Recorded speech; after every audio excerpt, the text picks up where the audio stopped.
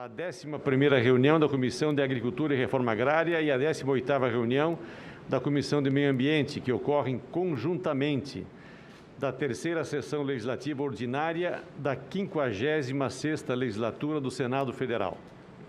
A presente reunião destina-se à realização de audiência pública para debater a regularização fundiária e instruir os seguintes projetos de tramitação conjunta: o PL 2633 de 2020, de origem da Câmara dos Deputados, que altera as leis número 11.952, de 25 de junho de 2009, e 14.133, de 1º de abril de 2021, Lei de Licitações e Contratos Administrativos, e a Lei número 6.015, de 31 de dezembro de 1973, a fim de ampliar o alcance da regularização fundiária e dar outras providências. E o PL 510, de 2021, de autoria do senador Irajá, que altera a Lei número 11.952, de 25 de junho de 2009, que dispõe sobre a regularização fundiária das ocupações incidentes em terras situadas em áreas da União. A Lei número 8666, de 21 de junho de 1993, que institui normas para licitações e contratos de administração pública. A Lei 6.015, de 31 de dezembro de 1973, que dispõe sobre os registros públicos. A Lei número 13.240, de 30 de dezembro de 2015, que dispõe sobre a administração e a alienação, a transferência de gestão de imóveis da União e seu uso para a constituição de fundos. E a Lei número 10.304, de 5 de novembro de 2001, que transfere ao domínio dos estados de Roraima e do Amapá terras pertencentes à União, a fim de ampliar o alcance da regularização fundiária e da outras providências. Eu cumprimento os nobres senadores que nos acompanham, especialmente o senador Jacques Wagner, presidente da Comissão do Meio Ambiente, e nos dá a honra de poder presidir esta comissão, essa reunião mista no dia de hoje. Os nossos convidados, na sequência, serão os debatedores Aldo Rebelo, nosso sempre deputado federal e o grande relator do Código Florestal na Câmara dos Deputados, o ministro do Esportes, ministro de Ciência e Tecnologia e ministro da Defesa. Muito obrigado pela sua presença junto conosco. Senhora Eliane Cristina Pinto Moreira, promotora de Justiça do Ministério Público do Pará e professora da Universidade Federal do Pará. O Raoni Rajão, pesquisador e professor da Universidade Federal de Minas Gerais. E também Geraldo Melo Filho, presidente do Instituto de Colonização e Reforma Agrária do INCRA. Passamos agora a palavra ao Raoni Rajão, pesquisador e professor da Universidade Federal de Minas Gerais. Vossa Senhoria tem a palavra por 20 minutos e, se precisar de um tempo maior, claro, nós estaremos aqui à disposição. Muito obrigado. Bom dia a todos, senadores, senhoras e senhores, senhor Aldo Rebelo, é um prazer estar aqui com vocês, podendo debater um tema dessa importância. Vou projetar aqui alguns slides que acho que vão ajudar um pouco a ilustrar os pontos que eu gostaria de trazer para debates, caso seja permitido. Ok, já foi autorizado. Pois não. Então, antes de tudo, eu gostaria aqui de trazer um pouco o contexto das minhas contribuições. Nós somos um grupo aqui da Universidade Federal de Minas Gerais.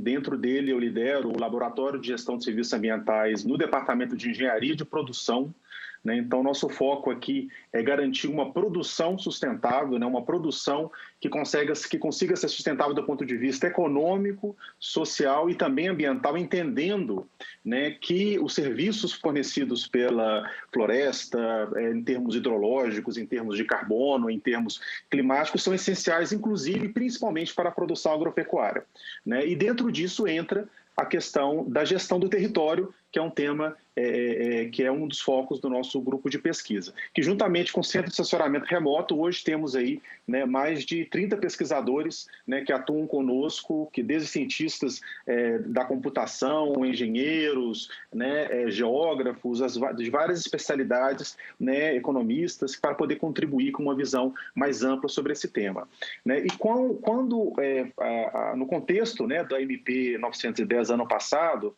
eu achei muito importante, né, voltar, né, os esforços da nossa equipe para esse tema, e por isso elaboramos uma nota técnica junto com a USP, né, com a Exalc, né, enfim, um dos principais centros, né, de estudos agrícolas do Brasil, né, se não o maior, né, o principal, e publicamos esse estudo, né, inclusive em coautoria com o Richard Tossiano, que foi por 10 anos diretor de regularização fundiária do INCRA.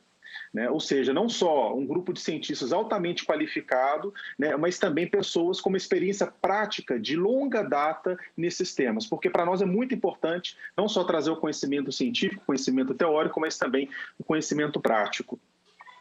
E ao mesmo tempo, né, temos aí em vigor um acordo com o governo do Pará, né, para poder trazer tecnologias, inclusive tecnologias de satélite, né, de detecção automática para várias áreas do governo do Pará, em particular, né, a parte da Secretaria de Meio Ambiente, mas também a Secretaria de Agricultura e de Defesa Animal e também, né, a Agência de Terras do Pará, né, o ITERPA, né, que inclusive por coincidência, essa quinta-feira estive com eles, fui ao governo, né, fui a Belém do Pará exatamente para poder discutir, né, e avançar no sistema que estamos implementando com eles, né, para poder conseguir, de um lado, garantir o direito das pessoas que estão buscando a regularização de terras e que estão lá e que merecem essa área, que cumprem todos os requisitos legais, possam fazê-lo, mas também cumprindo, né, as questões e as dimensões também ambientais exigidas pela própria legislação. Então, estamos trabalhando com esses temas na prática, né, e buscando não só proteger o meio ambiente, mas também garantir o direito dessas pessoas.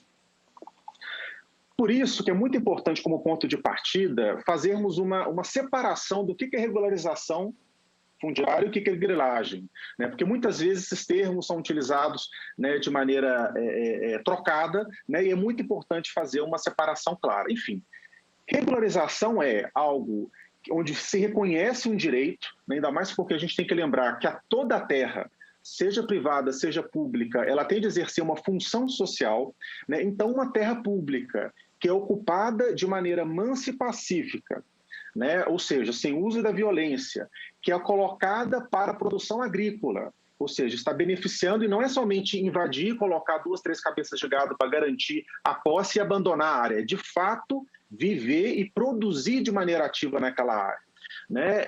E também é necessário fazer isso até uma certa data, né? A legislação atual em vigor, né, que inclusive foi mantida na PL 2633, ela tem a regra geral para 2008, né, e uma regra específica até 2011, no caso com um pagamento um pouco mais alto, né, do valor da terra para o INCRA, que mesmo assim é muito abaixo do valor de mercado.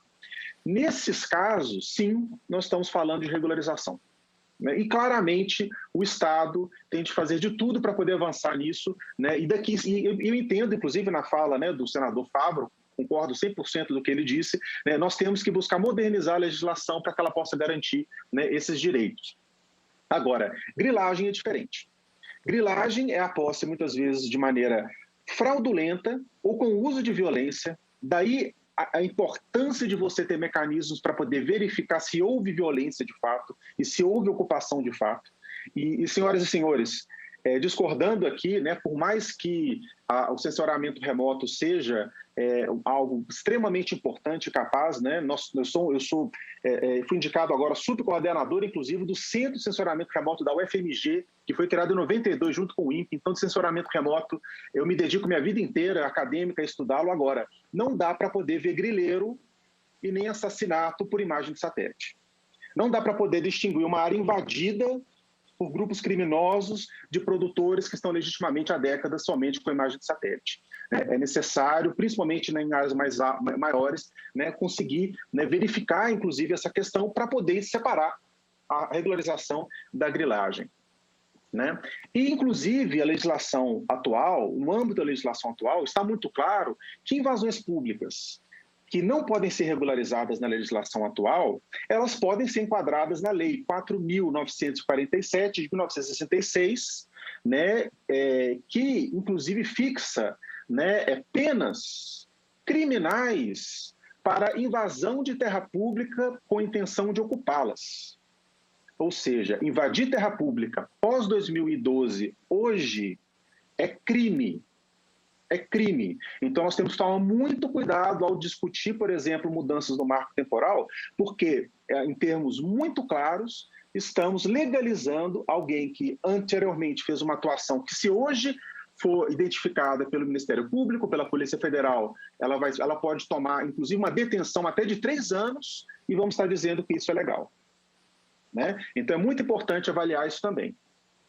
E também, além de processos com fraudes em nome de terceiros. Isso é grilagem, ou seja, é importante distinguir os dois elementos.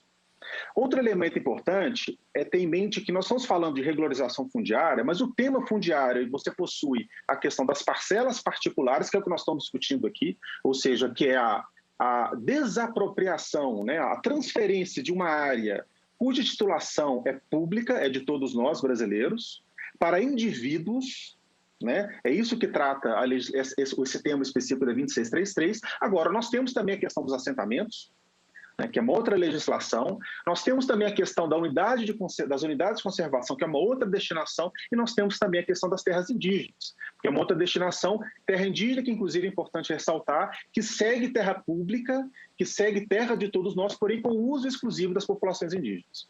Que é diferente das parcelas particulares, que ao serem repassadas para esses terceiros, para esses produtores, ele passa a ser, não é mais pública, passa a ser de uso privado. E hoje nós temos cerca de 50 milhões de hectares não destinados no Brasil. Das 123 milhões de hectares de terras públicas federais ainda na região amazônica, ou seja, quase a metade. Então, é por isso que é realmente muito importante tratar o tema de maneira muito cautelosa. E qual que é a situação hoje? Você tem uma regularização atual, que já permite a regularização, inclusive com o uso de censuramento remoto, junto com a autodeclaração, de mais de 90% dos produtores que hoje aguardam regularização, que hoje aguardam análise dentro das bases do INCRA. É possível que tenham produtores que ainda não adentraram e não entregaram o georreferenciamento ao INCRA? Sim, é possível, mas sabemos, inclusive, que a estrutura fundiária do Brasil é aquela que ela é dominada majoritariamente por pequenos produtores até 4 módulos fiscais. Então, independente de nós termos a inclusão de mais produtores ou menos, essas proporções, tudo indica, por todas as bases do CAR, do IBGE, do Censo Rural, elas se mantêm. Com o PL 2633, você tem um aumento do número de produtores em cerca de 3 mil, mas um aumento maior, chegando ali mais de 7 milhões de hectares, ou seja, sai de 6 milhões para cerca de 7 milhões de hectares. Agora, o que está sendo discutido e que é muito preocupante é um aumento relativamente pequeno do número de produtores adicionais que seriam beneficiados pela autodeclaração mais imagem de satélite e uma quantidade de terra pública repassada para privados sem os devidos controles detalhados, mais que o dobro da legislação atual. E isso, de certa forma, é um dos temas que nos preocupam. Então, fazendo aqui a comparação, já apresentei essa questão dos imóveis beneficiados, é importante aqui também ressaltar um outro tema, que na 2333, no projeto original, havia exigência do cadastro ambiental, de ser feito o cadastro ambiental rural, claramente, inclusive, já é exigido por outras legislações, pelo próprio Código Florestal, porém, com a indicação que o CAR precisa estar ativo. Por quê? É como exigir, por exemplo, numa transação bancária, somente o CPF, o banco. O banco não exige somente o CPF para poder abrir uma conta, ele exige um CPF ativo, Porque se um senhor, por exemplo, né, tem um CPF, mas não paga impostos, está pendente com a justiça, aquele CPF é cancelado ou suspenso, ele não pode fazer operações financeiras. Portanto, senhores, é muito importante deixar claro na legislação que não basta fazer uma inscrição de um CAR, que depois é cancelado na justiça, que depois torna-se pendente por falta de ação do produtor com relação à regularização ambiental, e isso contar como cumprimento da legislação ambiental, a mera inscrição. Não, é preciso ser inscrição com cadastro ativo, né? Que, inclusive, vale ressaltar que, ao fazer inscrição sem uma ação do Estado, o cadastro segue ativo, ele só se torna pendente ou suspenso a partir do momento que houve uma decisão administrativa com relação a esse tema. Então, isso é um aprimoramento importante que, a meu ver, o Senado poderia fazer no âmbito das discussões aqui. Outro tema importante é o artigo 38, né, que é um artigo que está no PL 2633, não no original, mas que foi introduzido na versão final, no substitutivo, que indica que tem áreas que não são regularizáveis. Inclusive, elas podem não ser regularizáveis por terem sido ocupadas após 2011, ou seja, que na legislação atual, a presença de alguém ali é crime. E mesmo assim, o artigo 38, parágrafo 2, diz que essas áreas podem ser licitadas. E de maneira ainda mais preocupante, como está na redação do PL 510, elas podem ser ocupadas e podem ser licitadas para venda para esses produtores com preferência do ocupante. Senhoras e senhores, nós estamos falando aqui de uma situação como se, depois de uma situação fora de controle de roubo de carro no Brasil, você permitisse a regularização desses carros roubados das prefeituras, das ambulâncias, carro da polícia, inclusive dando preferência para quem roubou. Então, realmente é muito grave o que está posto, né, no PL 510, igualmente grave também o que está colocado no 2633 com relação ao parágrafo 2 do artigo 38. Outra questão, e para poder mostrar o tamanho desse problema, nós fizemos aqui uma análise e olhamos de perto, né, esses 107 mil imóveis que estão registrados na base do INCRA para poder entender qual é o processo de ocupação dessas áreas, né? E vimos, né, olhando aqui o total, que cerca de metade deles já existia presença, ocupação agrícola em 1985. Inclusive, isso corrobora o fato que nós temos uma dívida enorme perante esses 50 mil produtores que, desde 1985, estão lá presentes na região. Porém, por outro lado, quando você soma as áreas e chega até 2018, você não tem um total de imóveis, 107 mil, você chega a 85 mil. Você ainda tem 22 mil imóveis que foram registrados para regularização e que até hoje não estão ocupados. E que representam, inclusive, mais de 50% dos imóveis acima de 15 módulos fiscais. Isso é muito preocupante porque indica, hoje, de maneira explícita e utilizando os sistemas do INCRA, a tentativa de criar um estoque de áreas para futura invasão, para futuro desmatamento e para futura regularização, já contando que a legislação vai ser permissiva e vai conseguir legalizar o que hoje é crime, que é invasão de áreas pós-2011. E, inclusive, é possível identificar onde estão essas áreas, né? Que são, inclusive, imóveis que diretamente vão ser beneficiados pela legislação, inclusive considerando aqui, no caso da mudança do marco temporal, você beneficia somente 5 mil imóveis, mas com uma área muito substancial e que o mais importante, você indica para esses produtores que invadiram a área fora da lei, que o Senado Federal, que o Congresso Nacional está do lado de quem está invadindo terra pública fora da lei. Isso, senhoras e senhores, isso não é justo. Isso não é justo com aqueles 50 mil produtores que estão lá desde 1985, produzindo de maneira justa, de maneira correta, guardando um título. Enquanto nós estamos aqui gastando um tempo enorme, que ao invés de ajudar esses produtores, estamos querendo beneficiar esses poucos produtores que estão invadindo de maneira ilegal essas áreas. E aqui mostrando, inclusive, como que já na expectativa com a modificação da lei, ao olhar a situação da presença, seja dos parcelamentos do INCRA, seja do CAR, é possível ver, por exemplo, blocos de imóveis que, do ponto de vista geográfico, é possível ver uma unidade, imóveis muitas vezes de milhares e milhares de hectares, parcelados em grandes blocos de 15 módulos fiscais, não mais nem menos, já esperando que essa legislação vai passar e vai permitir a regularização automática disso. E também temos outras situações muito preocupantes. Por exemplo, nós temos aqui uma série de cadastros ambientais rurais menores, né, registrados, por exemplo, nessa área, né, são imóveis de 4 módulos fiscais, e um grande pedido de regularização ocupando vários desses imóveis. Isso, senhoras e senhores, é muito preocupante, porque você pode ter uma situação, por exemplo, de 25 parcelas de pequenos imóveis de 100 hectares, por exemplo, e que somente um produtor, morando em um grileiro, morando em São Paulo, desenha um quadrado dizendo: esses 2.500 hectares são meus. Pode olhar a imagem de satélite e, de repente, você tem essa área sendo titulada e esse grileiro, inclusive, podendo acionar a justiça para poder pedir uma reintegração de posse que nunca foi dele e expulsando os produtores que vivem especificamente naquelas áreas e que não foram descobertos pela falta de verificação em campo.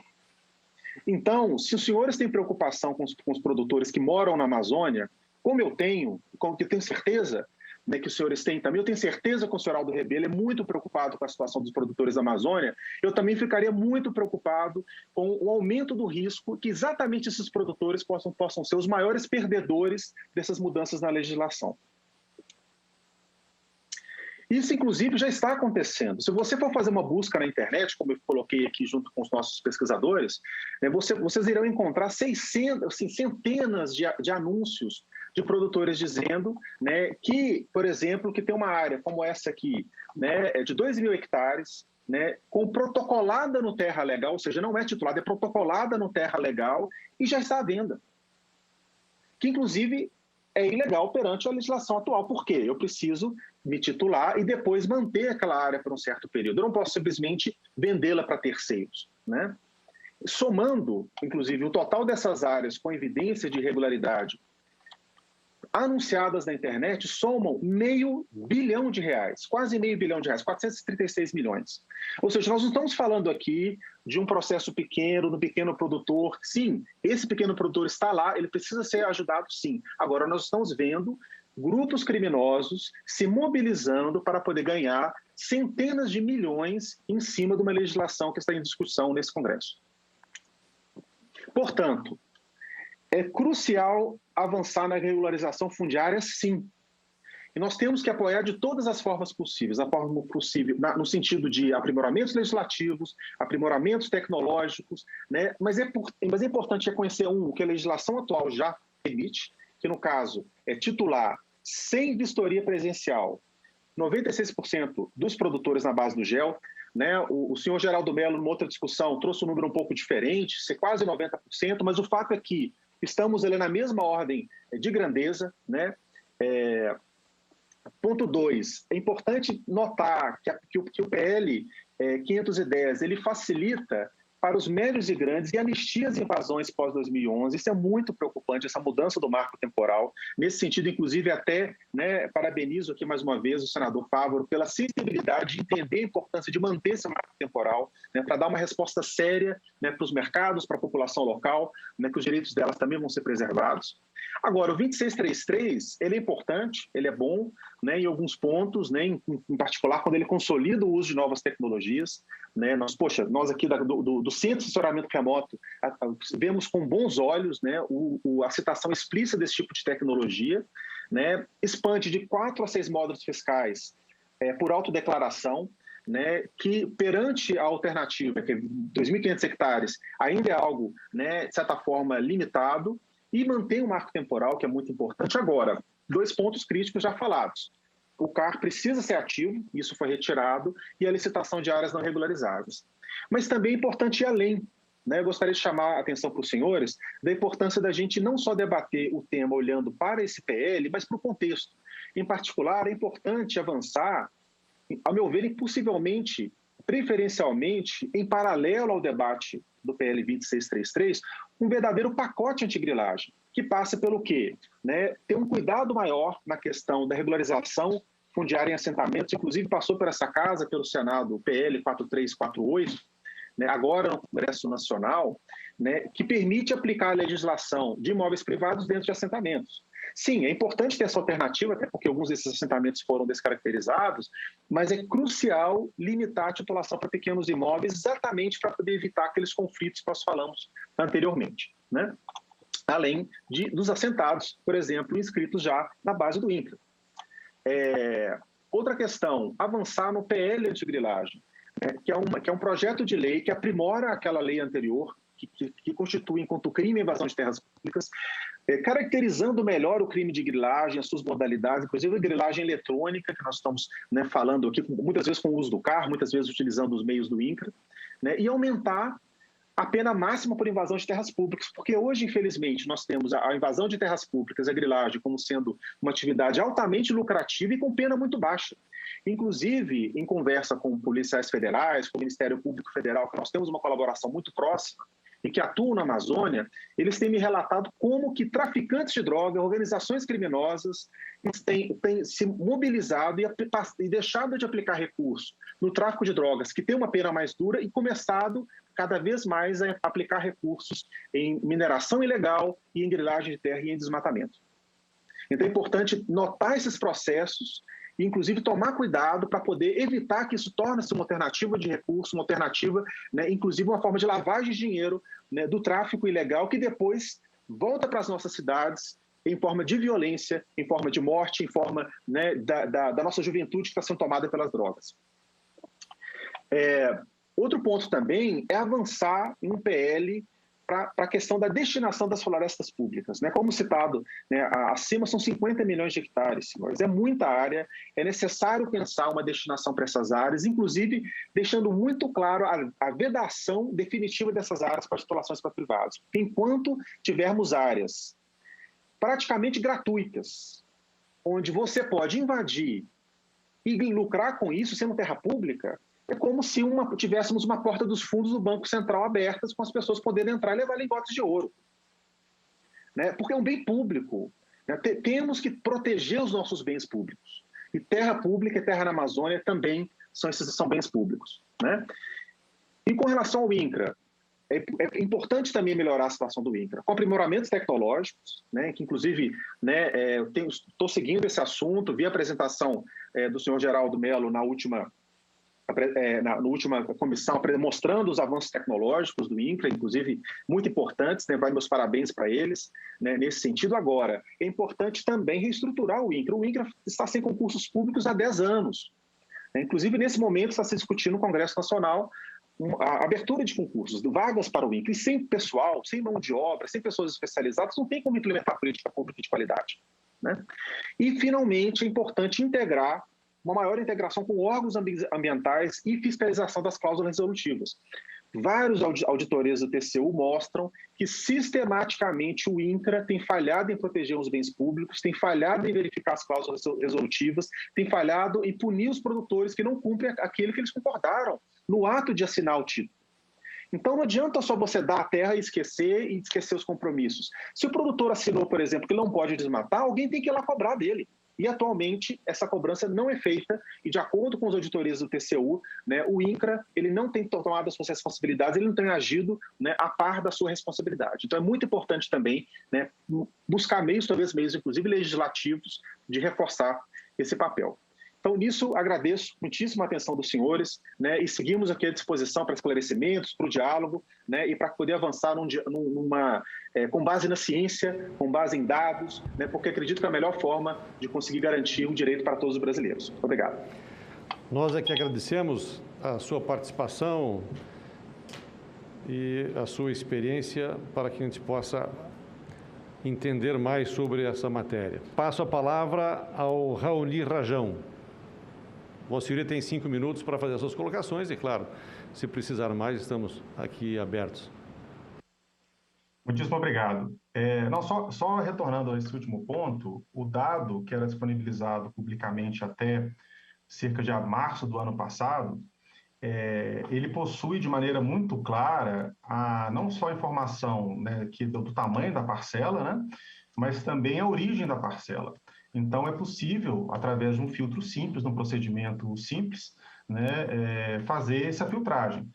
O que eu entendo, e que, pelo menos o que me foi dito internamente, né, que eu tenho conversado com diferentes pessoas que atuam, inclusive, dentro do INCRA, é que houve uma melhoria, inclusive, desses dados, uma limpeza, enfim, aprimoramentos que são normais após o dado ser retirado do ar, né, e desde então temos buscado ter acesso a esses dados, inclusive na última comissão, né, eu esqueci qual é o nome, um dos senadores que estava presente, inclusive, fez um requerimento, né, para que esses dados fossem disponibilizados, né, até para poder esclarecer o debate com base nas informações mais atualizadas, né? Assim, obviamente, nós aqui não trabalhamos com nenhum, não temos nenhuma preferência de número, a gente não tem paixão nenhuma por nenhum número, concordo que aí que 96 ou 88, né, são inclusive na ordem de grandeza similar, como coloquei aqui no chat. O que nós fazemos questão é trabalhar em cima do mesmo dado, né? Porque se o INCRA está visualizando uma realidade que só ele pode visualizar, porque o dado é fechado, e que foi recusado o acesso ao dado via LAI, e o dado disponível até o ano passado apresenta uma outra realidade, é preciso aí ter um alinhamento, até porque, caso surjam outras perguntas, outros temas, outras análises mais aprofundadas, né, é essencial que haja esse aprofundamento, né? Então, daí vem meu convite novamente, né, e até se o senhor Geraldo puder até disponibilizar isso fora do requerimento do Senado, diretamente a nós, enquanto universidade, vai fazer ali o dado vai ser muito bem utilizado de maneira sempre rigorosa, clara, transparente, como nós sempre buscamos e atuamos, né? E aí, com relação à pergunta do senador Jacques Wagner, ele faz uma colocação muito pertinente, né? Que é o que se aprendeu, né, a Casa do Povo, né, a Câmara dos Deputados, com seus mais de 500 deputados, aprendeu em mais de um ano de debate em cima da MP 910, que depois transformou-se em 2633, né? E o que nos debates, inclusive, liderados ali, né, pelo deputado Zé Silva, que é o diretor de comunicação da Frente Parlamentar da Agropecuária, né, assim como, né, o deputado Bosco, o deputado Marcelo, ou seja, o debate foi liderado por pessoas que têm a sua trajetória, a sua vida e sua atuação perante uma base do agronegócio. É claro que a bancada e a frente do ambientalista contribuiu, né, mas, a meu ver, a contribuição foi relativamente pequena, tendo em vista o protagonismo desses relatores. E o que foi percebido foi, realmente não faz sentido mudar o marco temporal e incentivar a invasão de terras públicas, né? Eu acho que isso é um ponto que depois o senador Fávaro também, né, que inclusive tem na biografia dele, né, essa vivência colocou de maneira muito clara e que de certa forma, eu acho que é um consenso, né, quase geral. Eu acho que é importante trazer isso. E isso é algo que o 2633 traz de maneira muito clara, mas que a 510 não. A 510 ela modifica o marco temporal, né? Isso é muito grave. Outro elemento também confirmando e aprofundando essa questão dos pequenos versus médios e grandes, a 2633 ela aumenta de 4 para 6 módulos fiscais, até porque faz parte de um posicionamento do deputado Zé Silva em outras frentes, né, que ele busca ampliar algumas vantagens e alguns benefícios dos pequenos também para os médios pequenos, né, médios que são, né, já médios produtores pela legislação, mas que ainda têm imóveis, né, de um tamanho não muito grande, né, e aí daí a ideia, né, de trazer para 4 a 6 módulos fiscais, né, que, enfim, faz parte do processo do debate político. Não vou necessariamente defender isso como correto, mas comparado com o problema, né, de ampliar para 15 ou 2.500 hectares, de certa forma, você tem um impacto reduzido. Por quê? Qual que é o medo aqui? É claro que existe qualquer tipo de transação do governo, existe um risco de fraude. Todo tipo de transação. Bolsa Família, tem gente fraudando a Bolsa Família. Agora, o importante é limitar o tamanho dessa fraude. Imagina você ter um Bolsa Família que dá um salário de 20 mil reais. A chance de você atrair pessoas querendo fraudar o Bolsa Família vai ser muito maior do que uns 100 reais, 200 reais. A lógica ali é a mesma coisa. Se você limita o tamanho de um procedimento que é mais frágil, porque ele é somente com imagem de satélite, a imóveis menores, você não elimina a possibilidade de fraude, você limita a possibilidade de fraude. Agora, se você transfere um latifúndio de 2.500 hectares do erário público, que é um bem público, para privados, e faz isso sem os devidos controles, isso é um convite para a fraude. Né? Isso é um convite, inclusive, para que os pequenos que estão ali ocupando de maneira legítima sejam expulsos, porque esses grandes vão conseguir essa titulação, porque eles podem pagar técnicos, eles podem pagar pessoas para produzir as fichas técnicas, né? Ter acesso à internet para acessar o sistema né, está sendo desenvolvido pelo INCRA, inclusive, excelente sistema, meus parabéns aqui, mas que, né, é preciso certos conhecimentos, que pessoas mal intencionadas podem ter, e às vezes o pequeno produtor que está lá na Transamazônica, sem acesso à internet, ele não tem.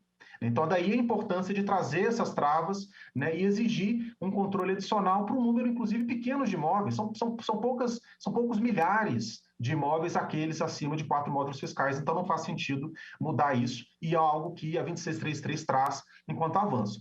Ainda temos alguns problemas, né, como citados, que é a questão do CAR, que precisa estar ativo, né? E a questão também da licitação dos imóveis que não podem ser regularizados nas outras modalidades, que aí é uma porta dos fundos também para você, de certa forma, flexibilizar o marco temporal. Então, isso também é algo problemático que tem que ser olhado com cuidado, mas o meu entendimento é que faz todo sentido debater em cima de um projeto já mais maduro, que já passou pelas várias instâncias na Câmara dos Deputados, né? E a partir daí buscar aprimorá-lo. Obrigado.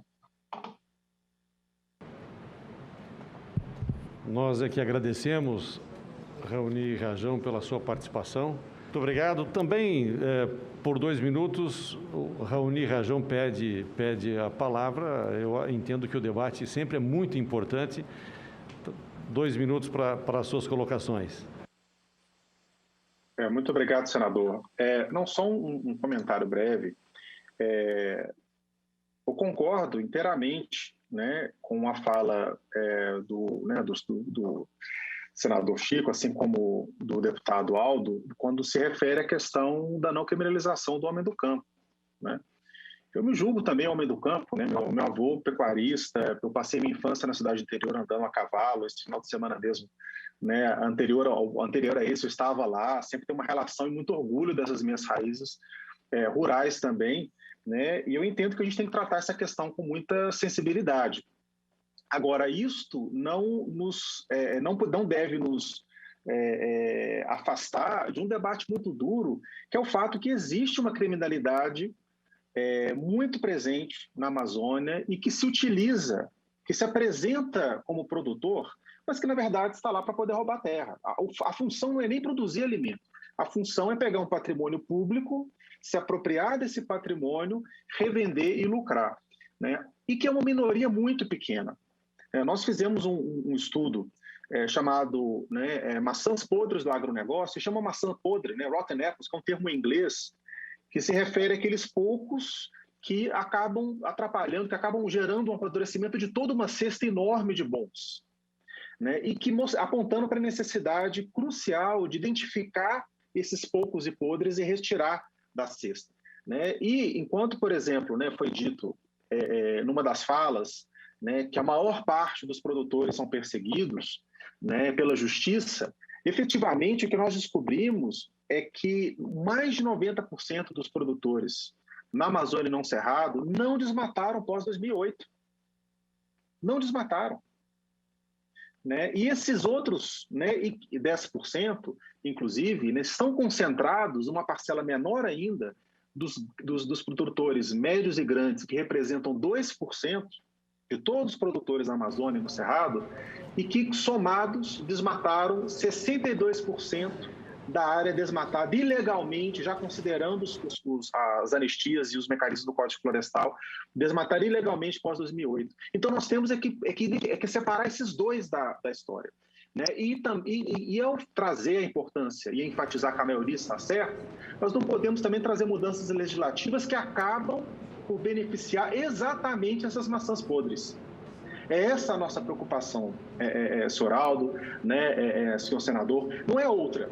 Né? A questão da valorização do homem do campo e dar direitos para aqueles que merecem, pode ter certeza que está entre as nossas prioridades, né? A minha prioridade, eu acompanho também a atuação da doutora Elaine há muitos anos, né? E agora a questão é como que a gente faz isso tecnicamente, analisando a legislação, desenvolvendo sistemas, aprimorando sistemas como o do INCRA, que está excelente, né?